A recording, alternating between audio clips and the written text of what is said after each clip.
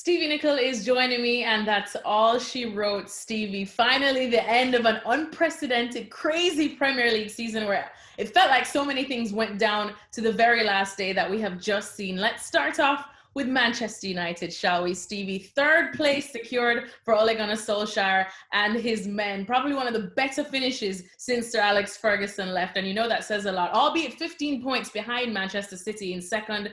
But how big of an achievement is this third place for this Manchester United squad? It depends how you look at it. Listen, Manchester United should never be outside the top four, let's be honest. But they were in such a horrendous position. Certainly at the beginning of the season, it looked extremely unlikely. So you have to give all the credit. Certainly the signing of Bruno Fernandes 100% is the catalyst for this resurrection of this team that looked dead and buried, getting into the Europa League, never mind the Champions League, but a fantastic run. And you have to say they've deserved to be in the top four, the way they've certainly played just before the pandemic and after it. So, and I'm not surprised. I have to admit, going into this game, I really didn't see how Leicester were going to hurt United. You know, just a simple fact of match winners. A depleted Leicester backline, depleted in the middle with no Maddison going forward. Really, Vardy was the only hope. Where United, you know, ever since that run has started, I've had match winners left, right, and centre. Martial, Rashford, Greenwood. You look at Pogba, and as I already mentioned, Bruno Fernandes. So I wasn't surprised at the outcome of this game in any way, shape, or form. Well, good start that you brought up of Bruno Fernandes, because United, I believe, have been unbeaten since he arrived in January. It's no shock exactly what he's added to the squad and how he has helped it. But you speak about the win against Leicester City today. It wasn't the prettiest win. There were still obvious a lot of problems at Manchester United. And we're talking about competing in the Champions League next season. And in comparison to the other teams that are there and have been used to being there and not dipping in and out like United, how much more do they need to actually compete and not just go out in the group stages? Well, listen, I think they need a bigger and better squad. But I think you have to say that it's one step at a time. And what they did today is exactly the opposite of what was happening to United over the last 2 or 3 seasons. They were either really good and won comfortably, or when things got tough or were a little tight, then they would fall at the last hurdle. This United side, the last 2 or 3 games, they have not been at their best at all, but they've got results, and so that's part and parcel of winning titles. You know, you don't always win when you're at your very best, or should I say, you don't lose when you're at your worst. That's the key. You don't lose, and United have got in that rhythm now. Yes, the FA Cup was a little bit of a blip, but it was half a side. But United look now as though they're in a position where they can be average and still pick up victories. Well, touching on that FA Cup, I, of course, was there, and that was where Chelsea and Frank Lampard dumped United out of it, now on their way to the final. Chelsea also got their job done with a top 4 and Champions League spot secured. How big is this for this team that a lot of questions were asked about them? A young team, a young manager in Frank Lampard. So how big of an achievement is this? And probably what's impressed you the most about this Chelsea under Lampard? Well, I don't think you can not be impressed by the way they go forward and try and create and score goals. They're always good to watch. The problems have been defensively. And listen, at the start of the season, I know I didn't give Frank or Chelsea a chance to get in the top 4 because he's a rookie manager. They went out to dabble in the transfer market.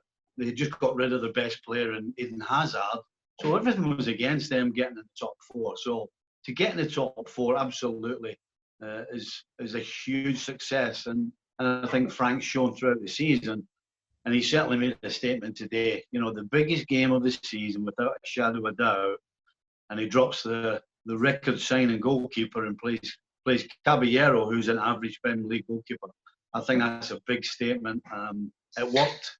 It was a clean sheet. And so all things are looking good for Frank and Chelsea.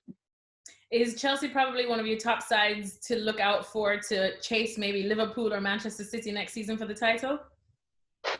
If they do something about their defence. If they if they continue to just look at forward players, which it seems they are, they got people like Werner coming in as Ajax from Ajax, but they need a huge job revitalising that defence, which under the likes of John Terry and Carvalho was just impregnable. That is not the case, and they won't challenge for a title until they sort the back line out.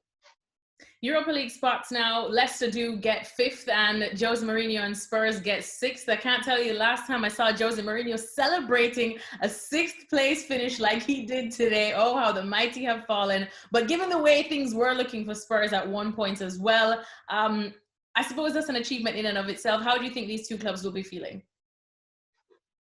An achievement? Tottenham Hotspur, about 12 months ago, give or take a few weeks, were in the Champions League final, and you want to laud them with success about scraping into the Europa League. But they got rid of their manager, had to bring Jose in as well. No, not having it. Listen, when you go from the Champions League to the Europa League in 12 months and barely making it in, I don't think that's any sort of a time for celebrating. It's a time for figuring out why and how to fix it. And then as for Leicester, now we know that they were right up there as well in one of the top 3 positions, whether it was either second at one point, third. They looked like they could stay there, but now, of course, after the lockdown, only 2 wins in their final 9 matches. But is 5th more where you probably would see Leicester comfortably? Yeah, they were disappointed considering the position they were in at one stage. They were sitting comfortable. I think they were 15 points, as he said, clear of the 5th spot. But we've seen that a team that has to withstand the whole season at a certain level has to have a heavy squad and a good squad. And when they had their first 11 on the field, they could cope with anything that was thrown at them. But suspensions, injuries, all of those things caught up with them. They end up playing with a depleted back line. They're playing some kids, and of course you're losing your real playmaker in Maddison as well. So, all things considered, they would have taken a Europa League spot before the ball was kicked. But yeah, there'll be some reflection that it was a little disappointing considering how far ahead of the rest they were at one stage. Well, thank you very much for watching ESPN on YouTube. For more sports highlights and analysis, be sure to download the ESPN app. And for live streaming, premium content, and let's not forget as well, ESPN FC 7 days a week. Subscribe to ESPN Plus.